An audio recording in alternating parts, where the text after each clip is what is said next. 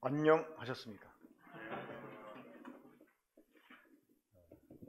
안녕하셨습니까? 인사가 제대로 나오지 못하는 거 보니까 아마 제 마음이 제대로 표현되어졌다고 생각을 하게 됩니다. 왜냐면 저는 별로 안녕치 못했거든요. 그 밤 늦은 시간에 우리 단톡방에 제가 이 마태복음 13장에 나와 있는 비유를 가지고 이 큐티 노트 작성할 때 남양기에 있는 글을 참고하지 말고 그동안 들었던 걸 참고해서 하라고 글을 올린 거 여러분 기억하시죠? 사실 그 글을 올릴까 많이 고민하다가 저 때문에 저 자신을 위해서 제가 올렸습니다. 왜냐면 좀 우려가 되는 게 있었어요. 왜냐면 혹시나 그동안 하나님 나라에 대해서 듣고 배웠던 바를 전혀 이렇게 마음에 두질 못하고 그동안 잘못 분별된 그 분별들을 가지고 여전히 큐티 노트하는 사람이 있으면 어떡할까? 그럼 제가 굉장히 낙심이 될 것 같더라고요. 그러면 혹여나 제가 좀 극단적인 결정을 하게 될까봐 좀 두려움만 들었습니다. 왜냐면 그 실망이 커지면 이렇게 해봐야 뭔 소용이 있는가 하는 생각이 들고 실제로 제 나름대로 굉장히 큰 우려를 했었어요.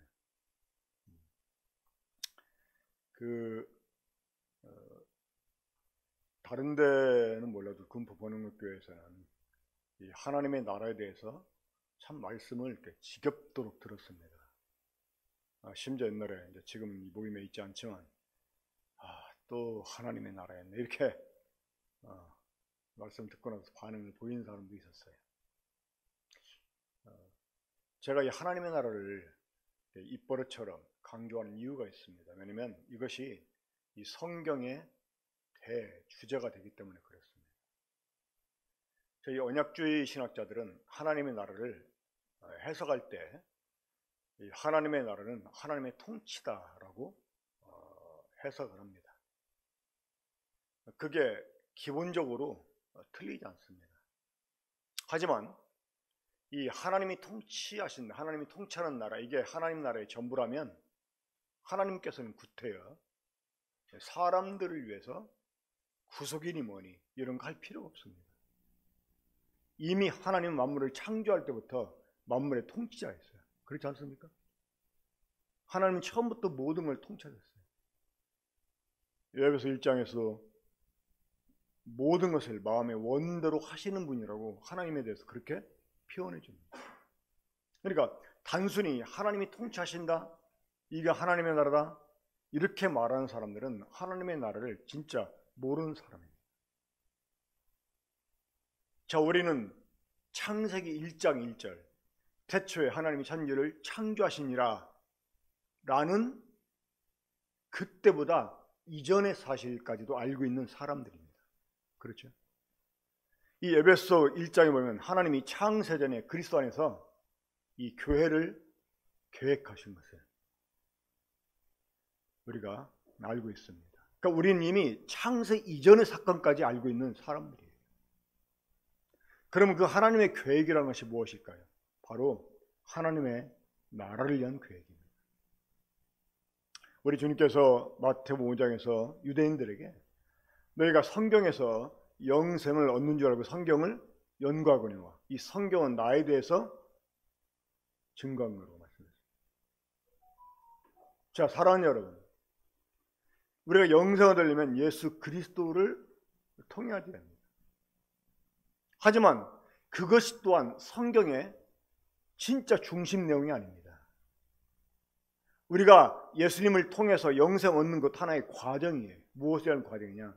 하나님의 나라를 위한 과정입니다. 왜? 우리가 이 영생, 곧 하나님의 생명을 얻지 못하면 하나님의 아들들이 될 수가 없어요. 우리가 하나님의 아들들이 되지 못하면 하나님의 나라를 상속받을 수가 없습니다. 그러면 하나님의 이 나라에 참여할 수가 없는 거예요. 그러니까 이 모든 것들이 하나님의 나라 때문입니다. 자, 이 하나님의 나라가 어떤 나라입니까? 단순히 하나님만이 통치하는 나라가 아니라 하나님은 이 나라를 우리 사람들에게 주셔서 사람과 더불어 통치하기 원하는 그런 나라였습니다. 그래서 누가복음 12장 30절에서 우리 주님은 제자들에게 적은 무리여 무서워하지 말라. 내 아버지께서 그 나라를 너에게 주시기를 기뻐한다 이렇게 말씀했습니다. 하나님은 사람과 더불어 하나님의 나라를 통치하기 원했어요. 이 사람들을 통해서 통치하기 원했어요.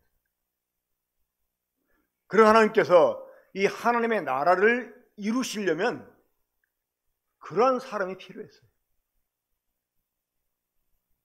먼저는 자격입니다. 이 하나님 나라를 사람들에게 주시려면 자격이 필요해요. 어떤 자격이? 아들들이 돼요. 그럼 아들들 아무나 됩니까? 아니잖아요.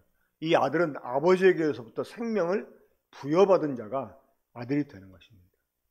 그래서 영생도 주님이 계획하신 것입니다. 그리고 이 나라는 단순히 입장만을 하게 하는 나라가 아니라 그 나라를 소유하게 해서 하나님과 더불어 통치하게 하는 건데요. 그러기 위해서는 우리에게 필요한 게 있습니다. 단순히 생명을 얻어서 하나님의 자녀만 되는 것이 중요한 게 아니고, 자, 우리가 사람으로 태어났으면 어떻게 해야 됩니까? 사람답게 살아갈 수 있게 우리가 성장을 해야 됩니다. 그러니까 사람다운 사람이 되어야 되는 거죠. 우리가 하나님의 자녀로 거듭나는 것도 중요하지만 이 하나님의 자녀로 거듭난 것으로 끝나는 게 아니라 하나님의 자녀다운 자녀가 돼야 돼요. 왜? 자, 일단 그것을 위해서 하나님께서 우리에게 시련을 허락하시고 인내를 배우게 합니다. 인내하시는 이유가 무엇 때문입니까? 연단을 위해서. 왜 연단케 하십니까? 네, 하나님 나라에 합당한 자가 되게 하시고. 그래서 이 하나님의 자녀다운 자녀들이 되게 해서 하나님의 나라를 상속해 주셔도 그 나라를 통치할 수 있는 이런 사람들이 되게 하는 것이 이 하나님의 계획입니다. 하나님께서 구원받은 사람들을 이 땅에 여전히 남겨두시는 이유가 있습니다. 두 가지 때문입니다. 첫째는 전도와 또 연단을 위해서. 그러니까 사도 바울도 이것 때문에 자기가 참고 있다 이렇게 말했습니다.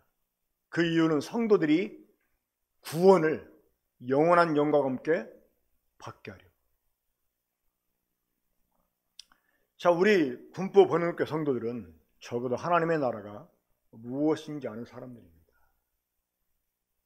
자, 그럼에도 불구하고 제가 우려했던 일이 있었어요. 왜냐하면 그 이전에 우리 군포에 계셨던 형제님이 이 외부 어떤 형제님 통해서 그 마태복음 13장에 관한 비유를 들었습니다. 근데 그 사람도 영국에 이제 우리 모임 이 브래들리 운동이 처음 시작될 때 그때 이제 몇몇 사람들이 쓴 글이 있는데 그 중에 이 하나님의 나라에 관한 이 책을 쓴 분이 있어요. 그분이 그 책에서 그 마태복음 13장에 나와 있는 이 비유를 특별히 이 밭에 감추인 부와 그리고 이제 진주에 가는 그 비유 이런 것들을 설명하는데 제가 볼 때는 좀 아닌 설명을 했었어요. 근데 그거를 이제 배워가지고 다른 사람들에게 영향을 미치고 그래가지고 이제 이 군포에서도 그런 가르침이 가르쳐졌어요. 근데 동일하게 나무양계도 그런 것들이 있더라고요. 그렇게 그 글이 이제 옮겨져 있었습니다, 사실은. 근데 그거는 하나님의 나라가 정말 무엇인지 제대로 이해하지 못한 상태에서 그 분별이라고 생각이 들었습니다. 왜 그렇게 분별했을까를 생각을 했어요. 근데 한 가지 우리 모임이 지금도 갖고 있는 전형적인 그 문제점이 있었습니다. 뭐냐면 모든 것을 구원이라고 하는 것에 초점 맞춰가지고 해석을 하려고 하는 거예요. 그러니까 자기의 모든 소유를 팔아 샀다 이러니까 그것을 예수님께서 자신의 피로 값주고 이 교회를 사신 걸로 생각을 해서 그런 분별을 했던 거예요.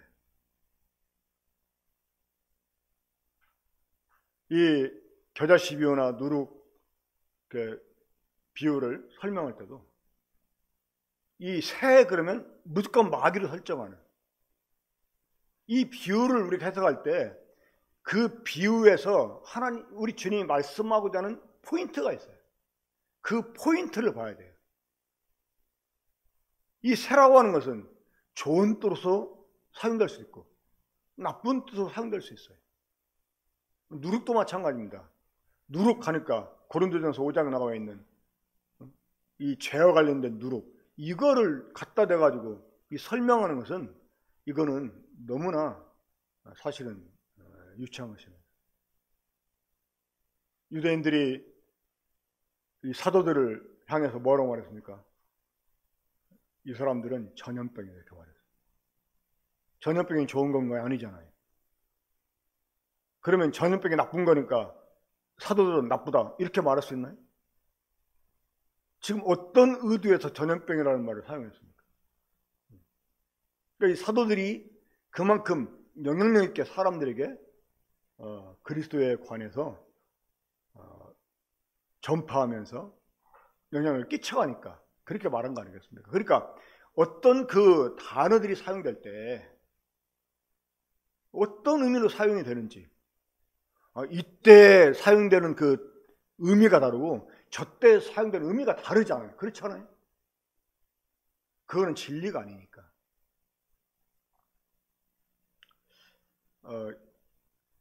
이번 주에 그 레바논을 선교하고 있는 우리 조대행제님 부부 만나서 이제 우리 교회 이름으로 식사 대접도 해드리고 교제하는 시간을 가졌었는데 그분도 이 천국 하나님의 나라에 관한 교제를 하면서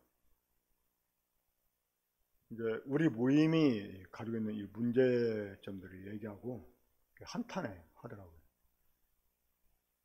근데 또 이 박구정제님 하고 이제 통화하는 중에 이제 총담관 결석으로 진단을 받아가지고 급하게 수술하러 서울 순천향병원에 가셨잖아요. 근데 아마 차 타고 올라오면서 경남에서부터 이제 서울에 올라오면서 뭐 자꾸 몸이 흔들려서 그런지 결석이 빠져나갔대요. 근데 그게 이제 단관에서 나가면 12장으로 들어가는데 그 결석이 들어가면 안 좋을 것 같은데 해가지고 아마 시술을 하려고 그랬는데 뭐가 없었나 봐요. 근데 그 형님하고 통화하면서 그 형님이 그러더라고요. 자기 퇴원하고 몸이 회복되면 군포에서 성경 공부를 하고 싶대요.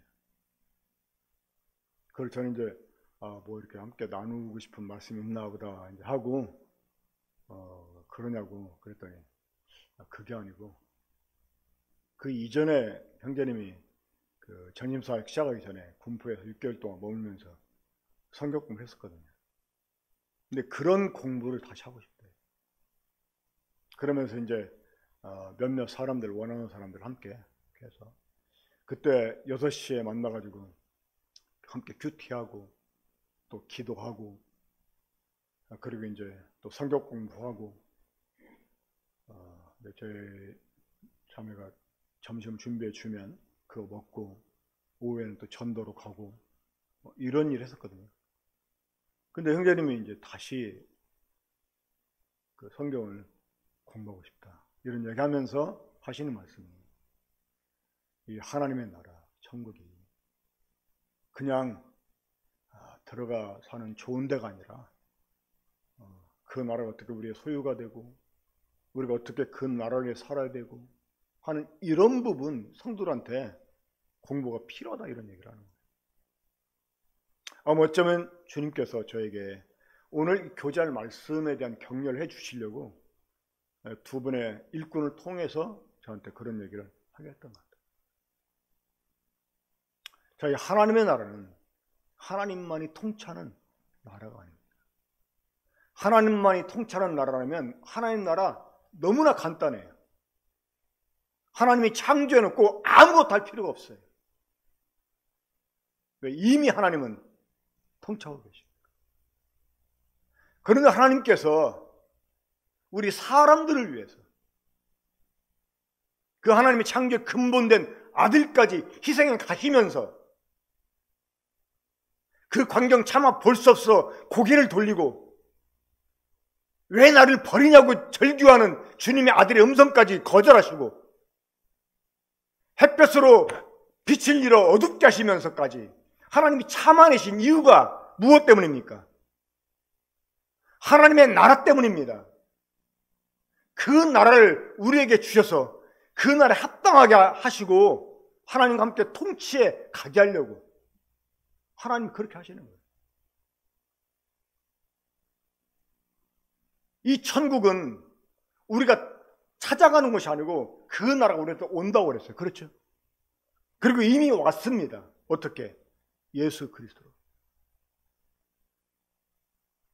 이 하나님의 나라가 우리에게 들어왔다는 것이 무엇을 의미합니까? 예, 첫째는 해방이죠. 그러나 그 나라가 우리에게 단순히 이 죄와 사망에서부터 해방을 시켜주기 위해서만 온 게 아니라는 것입니다.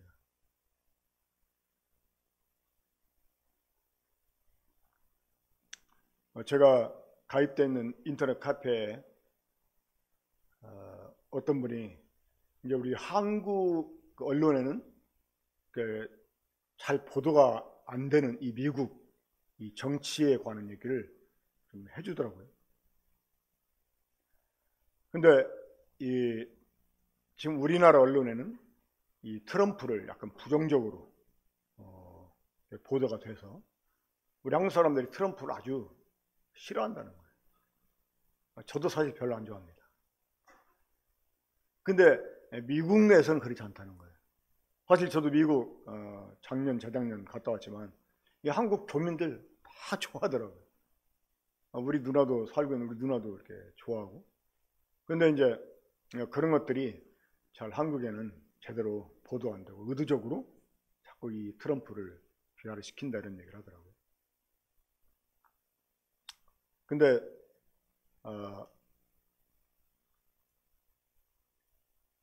이 트럼프 때문에 주님 오시는 시기가 상당히 앞당겨지는 이런 일들이 생겨났는데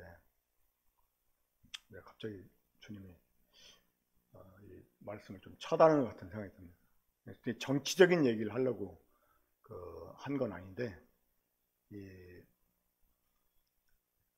하나님 나라가 이제 우리에게 왔고 단순히 이제 해방만 시키기 위해서만 온 게 아니고 제가 이제 깜빡했는데 생각이 났습니다. 그러면서 그 사람이 어떤 이야기를 하냐면 이 한국이 일본에서부터 해방이 되고 이 분단을 가져온 것이 이게 미국 민주당 정권 때문에 그랬다고 하는 거예요.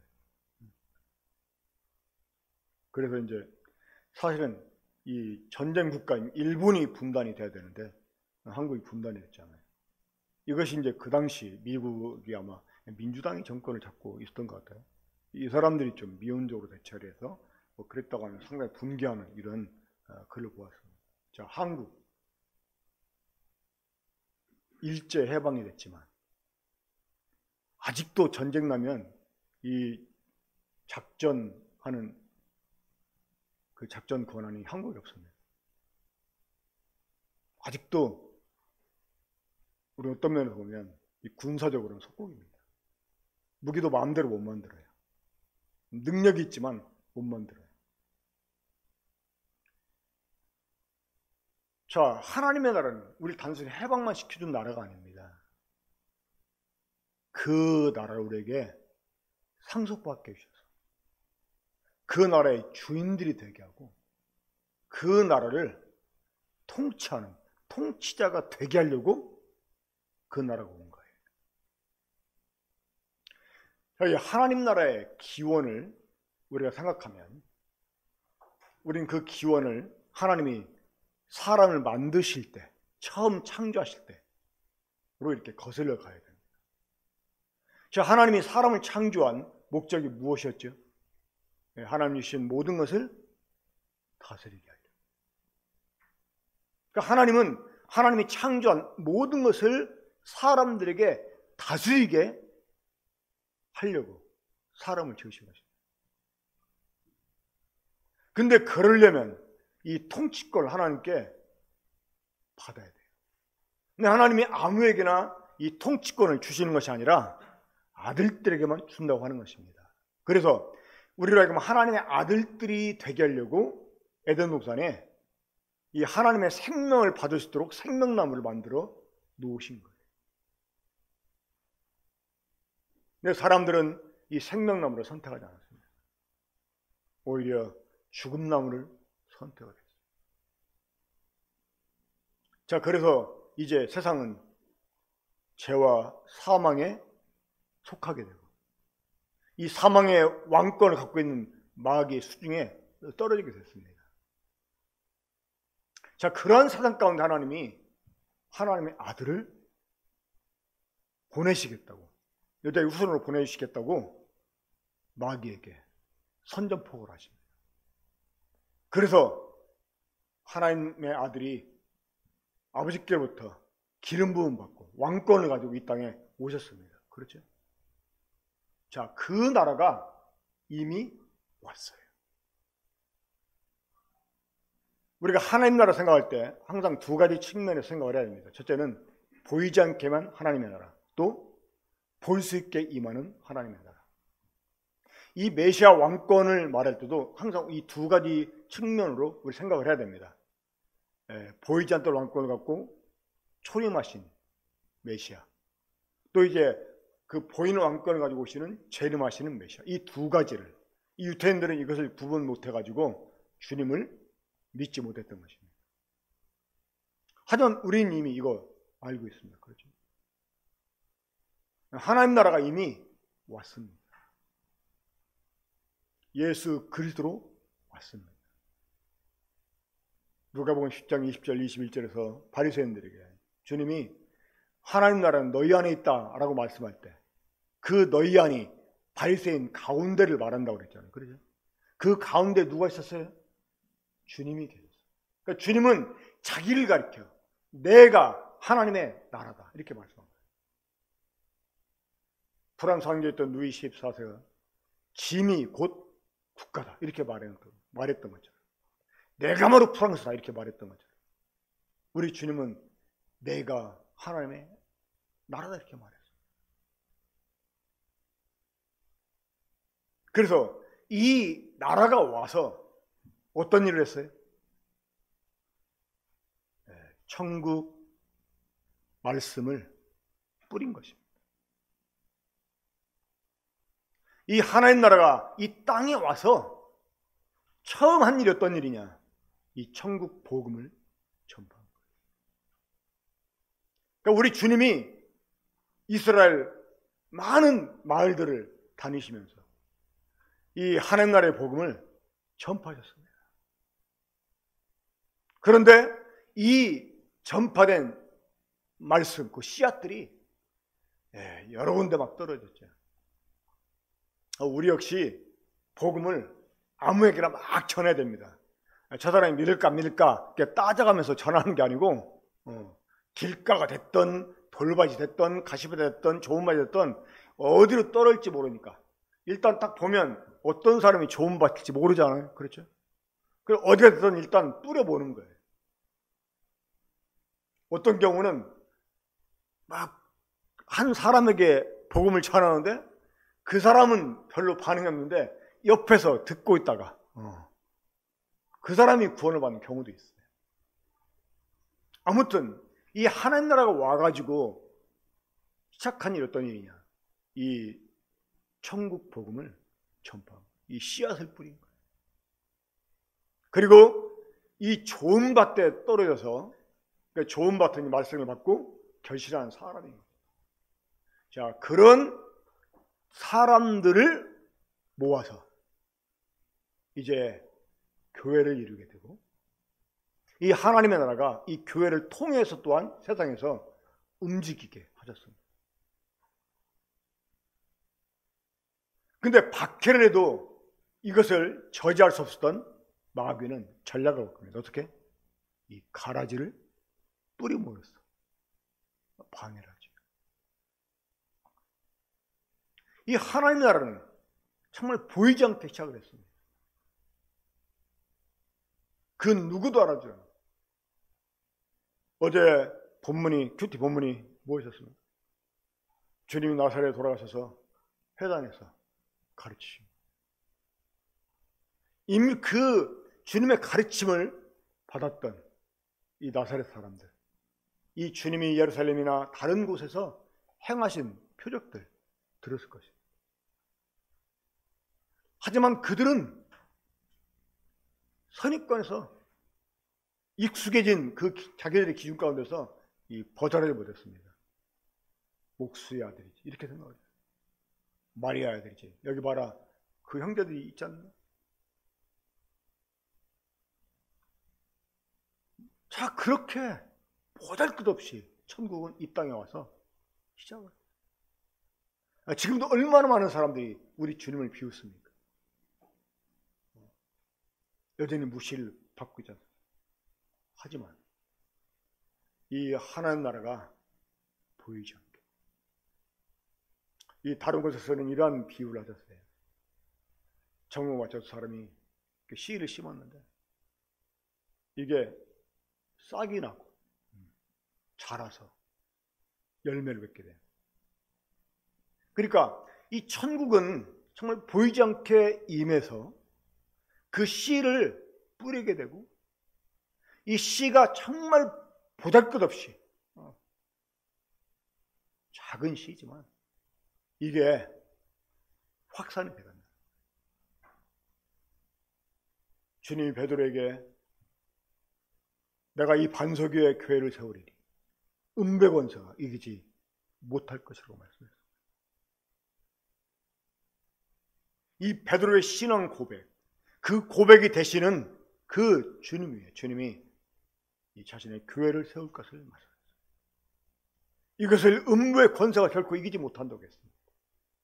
지금 세상은 악한 자에게 속해 있어요. 사실 천국은 이 땅에 와서 게릴라 같은 전쟁을 수행하고 있었던 것이죠. 그렇기 때문에 정말 겨자씨였고, 하지만 이게 누룩처럼 퍼져가는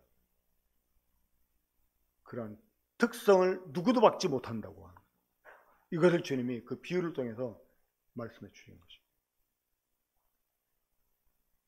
이 밭에 감추인 보화가 무엇을 우리에게 설명해 줍니까? 그래도 많은 분들이 그동안 들어갔던 말씀을 기억하고 그 말씀에 맞춰가지고 드렸는데, 이 밭에 감추인 보화가 어떻게 이스라엘이 될 수 있어요? 그 보화를 발견하는 분이 어떻게 주님이 되냐고. 주님이 하나님 나라 오셨잖아요. 주님이.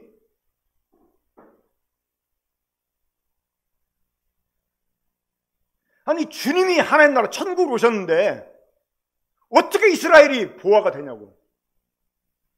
주님이 이스라엘을 발견한 게 왜 그게 천국이냐고.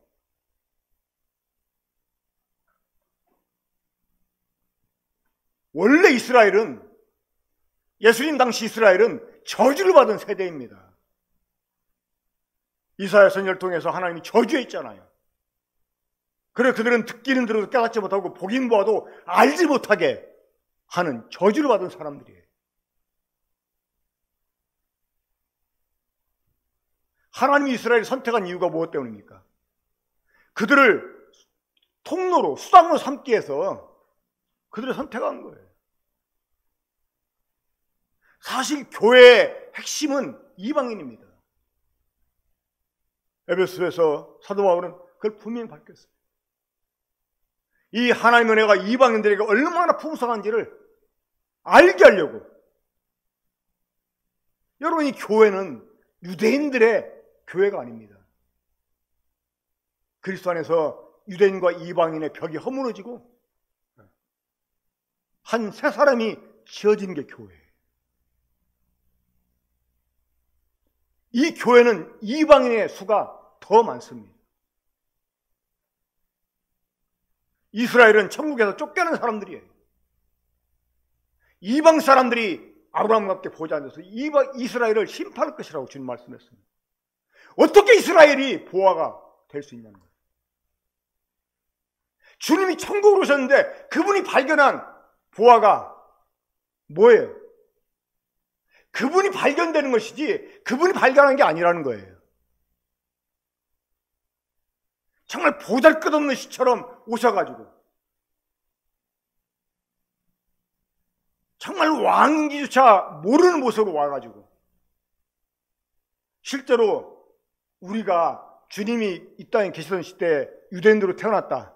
우리 역시 예수님 믿지 못했을 거예요. 아니 나사렛 시글독이 청년이 와가지고 지가 하나님 아들이라는 거예요.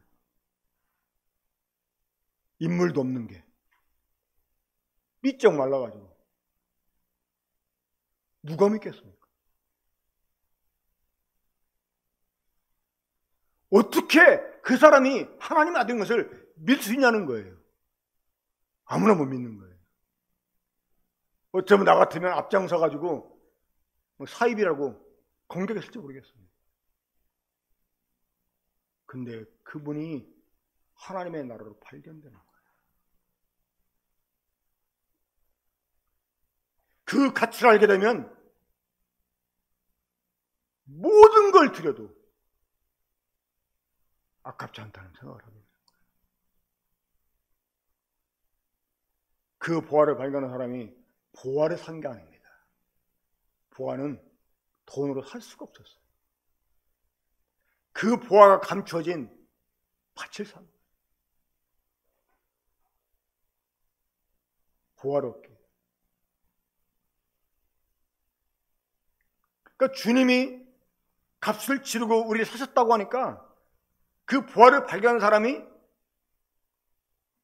자기 소유를 팔아 그 밭을 샀다고 하니까 그냥 그게 주님이라고 생각을 하는 거예요.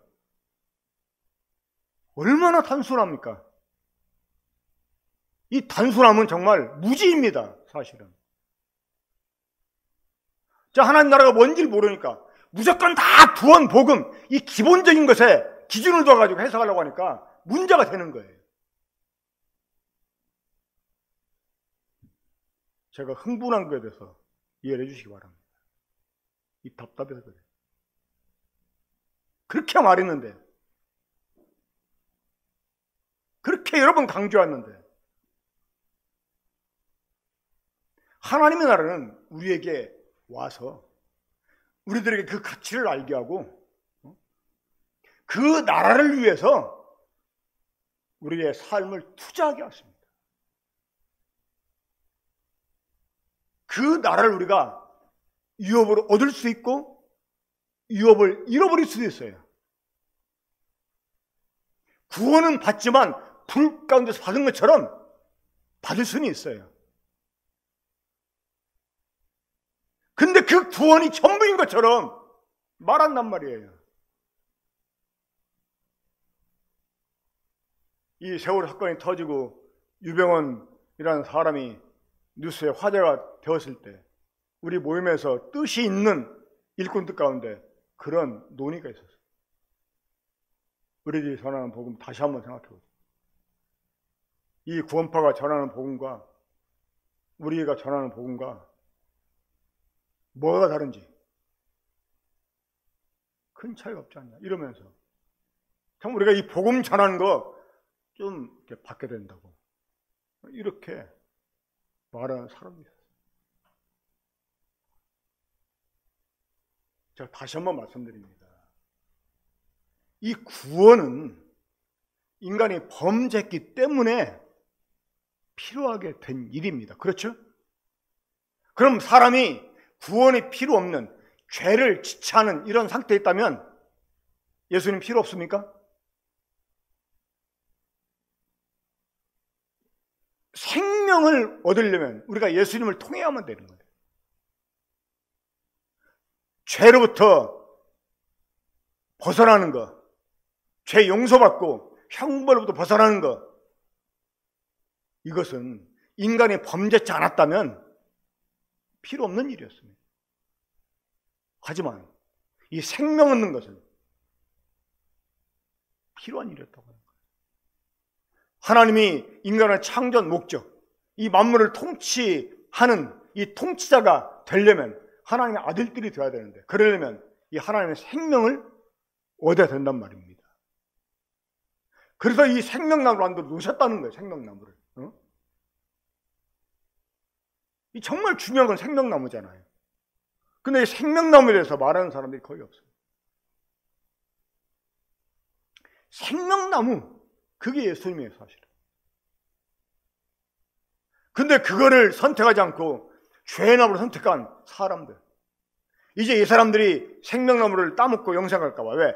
죄를 가진 상태로 영생할까 봐 쫓아냈잖아요. 그런 다음에 어떻게 했습니까? 그 생명나무를 사람의 아들로 보내셨어요. 왜? 생명을 얻게 하려고. 하나님의 아들들이 되게 하려고. 근데 그냥 생명 얻게 할 수 없잖아요. 그렇죠? 그냥 생명 얻게 하려면 애당초 쫓아낼 필요가 없었지요. 그러면 생명 얻게 하려면 어떻게 해야 돼? 죄를 없이 하는 일을 해야 되잖아요. 그래서 예수님께서 십자가에 못 박혀 죽으신 거예요. 사실은 그렇게 안 하고도 생명 얻을 수 있었어요. 에덴 동산에서. 이 구원이 큰 게 아니라는 거예요. 인간이 범죄 타났다면 구원 필요 없었어요. 근데 막 이 구원이 전부인 양, 구원. 물론 지금 이 범죄한 상태에 있는 우리들이기 때문에 우리에게 구원이 절대적으로 필요한 일입니다. 이게 선결되지 않으면 아무것도 못하는 거죠. 하지만 본래 이게 목적이 아니라는 거예요. 다시 생명나무로 와서 열매를 먹고 생명을 얻게 하고 아들들이 되게 해서 하나님 나라 상속받게 하고 함께 통치하게 하려고 하는, 그거를 우리에게 다시 하나님이 행하시려고 하니까 죄가 이제 걸리잖아요. 그래서 죄 문제를 해결하려고 예수님 십자가 못 박혀 죽게 하신 거란 말이에요. 그게 다가 아니잖아요. 근데 그게 다인 양 모든 말씀을 거기에 기준 두고 해석하려고 하는 거예요. 무식하게.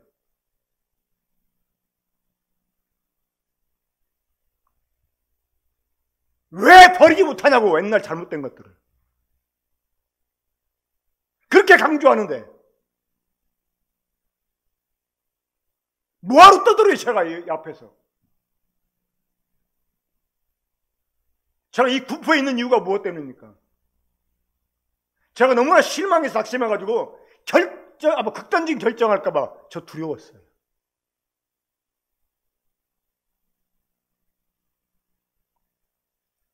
하나님 나라는 우리의 소유가 돼서 우리가 하나님과 함께 통째로 참여하기를 기다리고 있어요.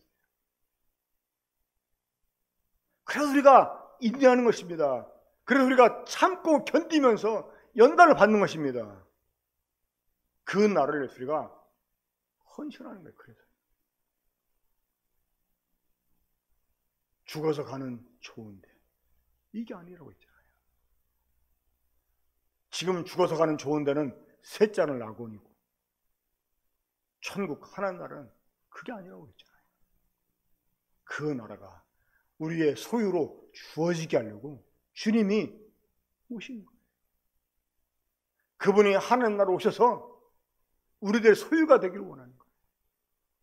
주님과 함께 이기고 보좌 앉아서 함께 통치하기를 원하셔서 주님이 하나님 나라로 오신 거라 그 말이에요.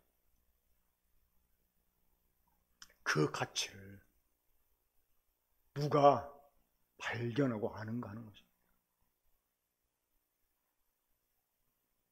정말 좋은 진주를 찾는, 우리 쉬운 예로 커피만 해도 그렇잖아요. 이 스페셜 커피 만을 마셔본 사람들은 일반 커피 잘 못 마셔. 자, 그래도 커피에 관심 있는 사람이 있다면 그 뭐야, 갑자기 블루마운틴, 그 자메이카 블루마운틴 커피라고, 그게 굉장히 비쌉니다. 일반 커피에 비해 한 4배, 5배 이상 비싼 것 같아요, 일반 커피보다. 근데 진짜 마셔보면 달라요. 야, 진짜 프리미엄급이구나, 이렇게 딱 알게 됩니다. 자, 그러면 이 커피 어느 정도 아는 사람이 있다면 그 2가지 커피 딱 갖다 놓고, 아니 많은 종류 커피 갖다 놓고, 커피 마시려고 하는데 아예 자메이카 블루마운틴이라고 하면서 설명해 주면 아무리 많은 커피가 있지만 그거 미련 투정에 앉게 되잖아요. 그렇죠? 이 좋은 진주를 구하는 사람, 그걸 발견하면 하찮은, 다른 진주들은 하찮게 보여요. 진짜 하나님 나라를 발견해야 되는 사람들은요, 그 천국의 가치를 아는 사람들은 이 다른 것들이 시시해 보인다고 하는 거예요. 그래서 기꺼이 자신의 모든 걸 다 내려놓고 자신의 모든 걸 다 헌신하는, 주님을 따를 수 있다고 하는 것입니다. 네, 비교할 수 없는 것을 알았기 때문에.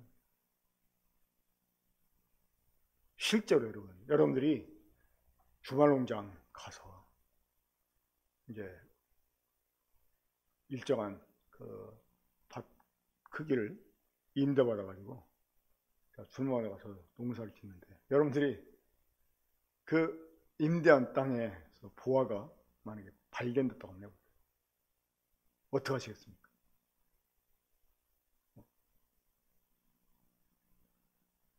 주인은 몰라요. 어떻게 하시겠어요? 정말 그 보화가 얼마만의 가치가 있는 거다, 이걸 안다면 집 하는 거 아무것도 아닌 거죠. 그렇죠? 실제로 하나님의 나라에 가치를 아는 사람은 그렇게 헌신한다. 그러니까 하나님의 나라는 제가 계속 말씀드리지만 입장과 소유가 있다고 했잖아요. 물론 하나님 나라, 우리가 예수님 믿고 하나님 나라를 우리가 받게 되면, 하나님 나라에 들어오게 되면 이 소유까지도 거기에 포함이 됩니다. 하지만 이 소유권을 확실하게 내 것으로 하기 위해서 우리가 계속 우리의 삶을 헌신해 가야 된다고 하는 거예요. 그 나라의 유업을 빼앗기지 않게. 사도 바울이 돌에 맞아가지고 절명했다가 다시 깨어납니다. 그 절명했는 바울을 둘러싸고 제자들이 아마 기도하고 있을 거예요. 바울이 깨어나서 제자들과 함께 다시 성 안에 들어옵니다. 그러면서 그 제자들에게 뭐라고 권면하냐면, 우리가 하나님 나라에 들어가려면 많은 환난을 겪어야 한다, 이렇게 말했어요. 우리는 이미 영으로 들어와 있잖아요. 그렇죠? 그런데 사도 바울은 우리가 하나님 나라에 들어가려면 이라고 말했어요. 그러니까 이미 우리가 영으로 들어와 있지만 또 우리가 하나님 나라에 들어가려면 이게 뭘 의미합니까? 소유를 의미한다고 말씀드렸잖아요. 그걸 위해서 우리가 환난을 겪어야 된다. 그걸 통해 우리가 연단을 받게 되는 것입니다. 그러니까 이제 우리가 구원받았다고 뭐 이제 죽은 다음에 좋은 데 간다고, 뭐 한 번 구원받은 것은 다시 취소가 되지 않고 영원한 구원이라고 이렇게 말하면서 그것이 다 있냐. 이제 거기에 좀 덧붙여가지고 그러니까 우리가 예배를 드리고, 그러니까 우리가 전도되고, 그러니까 하면서 많은 것들을 첨부를 시키는데, 그런 가르침보다 여전히 이 하나님의 나라에서 우리가 얻게 될 유업, 그 영광, 그 영광의 소망들, 이런 것들을 주님이 지금 비유를 통해서 우리에게 말씀해 주고 있는 거예요. 하나님 나라에 관한 어떤 한 측면만을 말하는 게 아니라 입체적으로 하나님 나라에 관한 것들을 주님 비유를 통해서 말씀하고 있는 거예요.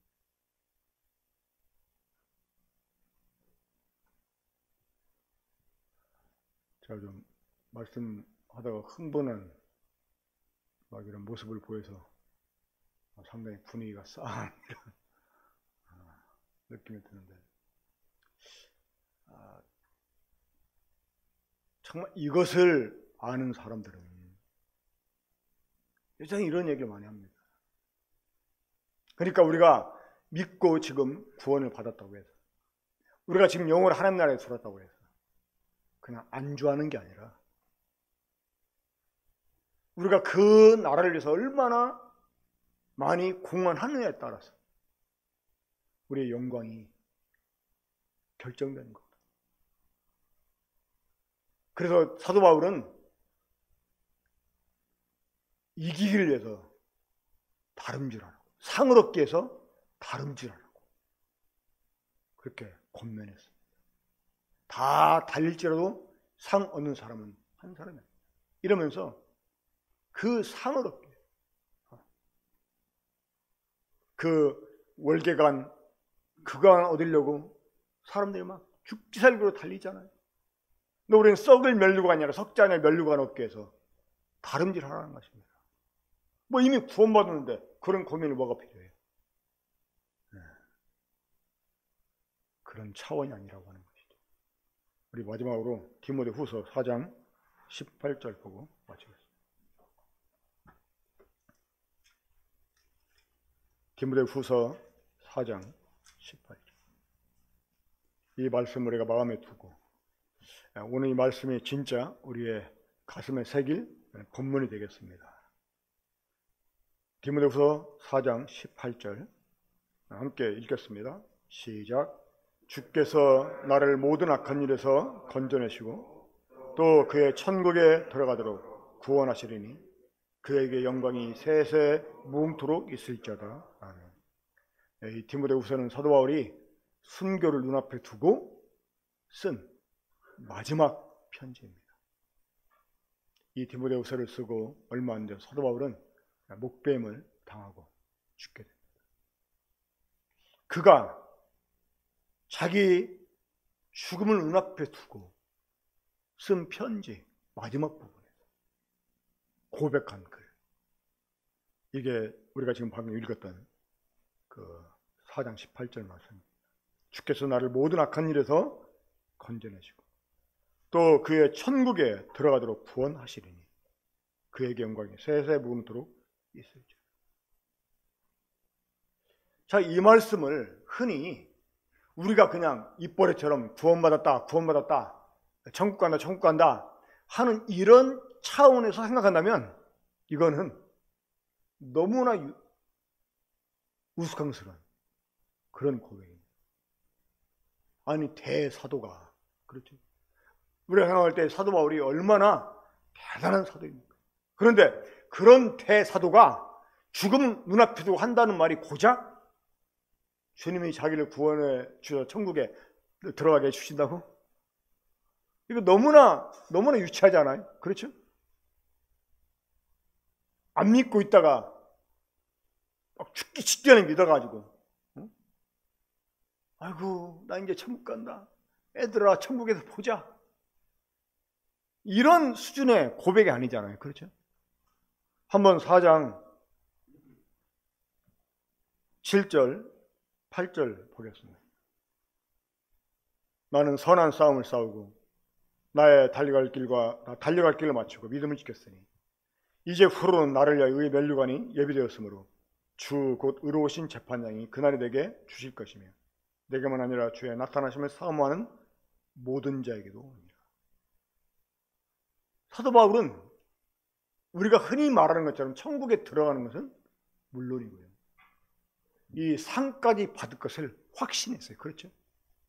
자, 그런 분이 이 18절을 고백했다면 이 18절 고백은 그런 우리가 생각하는 유치한 차원이 아니라는 것입니다.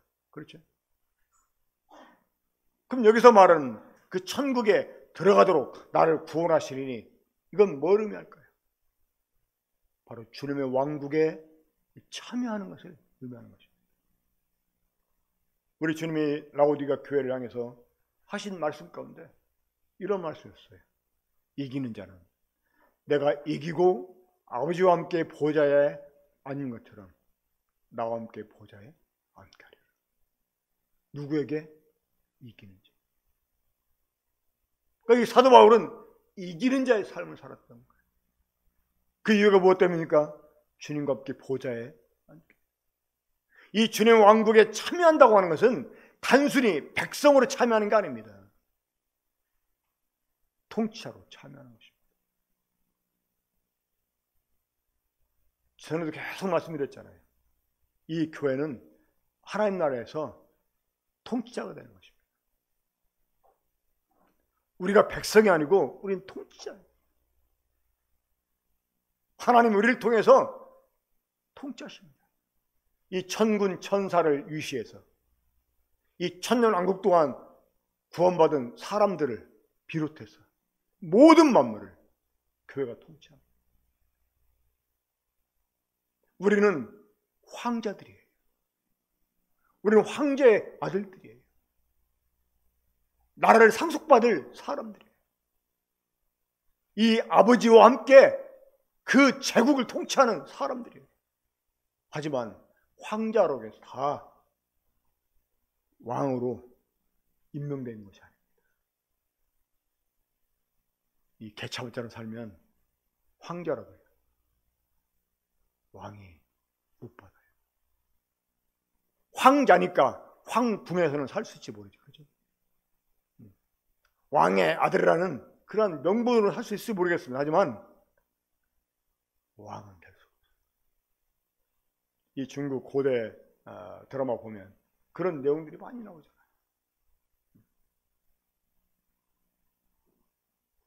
이것처럼 우리가 하나님의 아들들로서 이 하나님과 함께 왕국에 참여해서 하나님과 함께 왕국을 통치해 가는 것. 이것이 천국에 들어가도록이라는 의미입니다. 사도 바울은 이것을 꿈꾸고 평생을 달려왔어요. 내가 이미 얻었담도 아니에요. 하면서 뭐라고 말합니까? 앞에 있는 표들로 그 상을, 부름의 상을 향해서 탈락한다. 그 부름의 상이 무엇입니까? 바로 주님의 천국에 들어가는 것입니다. 주님의 왕국에 참여하는 것입니다. 하나님 나라는 우리의 소유가 되려 우리가 그 나라를 소유하려면 우리의 모든 소유를 팔아서 세상을 사야 돼. 사람들을 사야 돼. 우리는 그 나라를 발견한 사람들이에요. 거듭난 사람이 이 나라를 발견합니다. 이 마태복음에 나와 있는 천국하는 비유는 그 하나님 나라를 입체적으로 보여주는 거예요. 우리와 관련된 거죠. 단순히 하나님이 통치하는 나라, 그 나라에 단순히 들어가서 하나님 통치를 받으면서 그냥 막 누리는 거, 이게 아니라는 거예요. 제발 그런 생각 버리라는 거예요. 그러니까 맨날 주님이 하신 것만 얘기하는 거야. 예? 이제 그 나라의 주인 되려면 내가 뭔가를 해야 된다는 것입니다. 주님이 그렇게 다 자기를 내어줘가지고 우리를 사셨다면 이제 우리도 주님을 다 내놓고 주님이 주시는 거 우리도 이제 얻으려고 힘쓰다 그 말이에요. 그렇게 입체적으로 이 말씀들을 봐가면서 설명을 해야 됩니다. 근데 너무나 막 구원, 막 주님이 행하신 그 일, 아까도 말씀드렸지만 사실 인간이 범죄치 않았다면 이거 있을 필요 없는 일이었다고 하는 거예요. 하지만 그 일이 아니어도 이 생명 얻는 거는 우리들에게 처음부터 요구된 일이었다고 하는 거예요. 그것 때문에 주님이 우리를 구속해 주신 거라고 하는 거예요. 그래서 하나님 나라를 생각할 때 단편적으로 뭐 구원 받았으니까 죽어서 가고 이런 의식 버리고 우리는 그 나라의 주인들이 될 것이다. 우리가 그 나라의 주인으로서 어떻게 내가 변화해야 되는지, 어떻게 헌신하고 투자해야 되는데 삶을. 그래서 우리가 말씀도 그런 식으로 잘 분별해가지고 엉터리같이 보는 사람들한테도 좀 제대로 얘기해주고. 근데 감사한 것은 요즘 일꾼들 가운데 정말 그런 분들이 조금씩 많아지고 있다는 것이 하나님께 감사합니다. 기도하고 마치겠습니다.